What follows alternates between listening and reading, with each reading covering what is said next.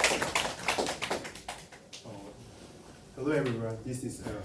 I'm going to talk about the paradox of happiness with the correlation between possession and happiness. I have personal experience of thinking of this subject. Last year, I went to the Academy Mega Study Russell to get into university and did my best. I just believed everything would be happy if I went to university I wanted.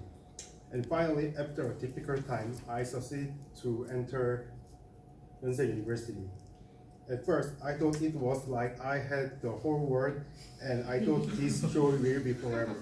However, happiness that seemed to last forever soon became just normal daily life. In the unknown vanity, I began to wonder if having more leads to true happiness. First, we looked for data on whether more possession is proportional to more happiness. The graph shown earlier is titled the paradox of history, which shows that income and the happiness level are not proportional. Suddenly, I had an idea watching this graph. Why do people think that having something make them happy? Do they know the true meaning of happiness and pursue it? At that time, there was an opportunity to rethink about happiness. It was an experiment by Professor Mouse at the University of Denver on the theme of the paradox of happiness. This experiment states that the more you put into happiness, the more unhappy you become.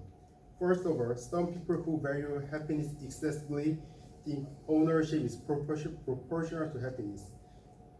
They raise the value of what they think happiness in order to have more. Every time they step closer, the finish line gets 2 shots away. Eventually, people who value happiness and eager for it end up being unhappy. Some people who immerse themselves in the values they think are happiness are too focused on themselves. It reduces ties with others, which eventually leads to loneliness. You can see the paradox that people who want to own happiness finally become happy. There was a movie that gave me another chance to think about possession and the paradox of happiness. It was the movie Minimalism. The movie points out that in modern consumer society, we spend endlessly to soothe emptiness. But in the end, it is an illusion that cannot be met. The act of consumption brings a moment of happiness, but fails to solve the underlying problem. People who pursue minimalism in the movie believe that moving away from owning a lot makes focus on themselves and lead a better life.